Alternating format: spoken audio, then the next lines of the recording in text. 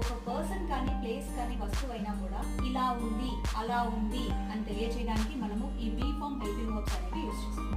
So అందులో మనకు am, is, are అనేది ప్రెసెంట్ లో యూజ్ చేస్తాము. వాజ్, వెర్ అనేది పాస్ట్ లో ఉపయోగించడం జరుగుతుంది. సో ఐ యామ్ తో యూజ్ చేయాలి.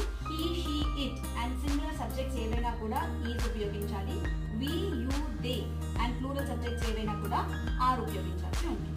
అండ్ సింగులర్స్ అన్నిటికీ వాస్, ప్లూరల్స్ అన్నిటికీ వెర్ పాస్ట్ లో ఉపయోగించాల్సి ఉంటుంది. For example, I am happy, నేను సంతోషంగా ఉన్నాను. ఐ ఆమ్ అట్ హోమ్, నేను ఇంట్లో ఉన్నాను. ఐ ఆమ్ ఏ టీచర్, నేను ఒక టీచర్ని. I am a tall girl, నేను పొడుగ్గా ఉన్నాను. సో ఈ రకంగా ఉండుట అని తెలియజేయడానికి వీటన్నింటిని ఉపయోగించడం జరుగుతుంది. I was tired yesterday, I was in Hyderabad last year. For example, అతను ఇప్పుడు సంతోషంగా ఉన్నాడు.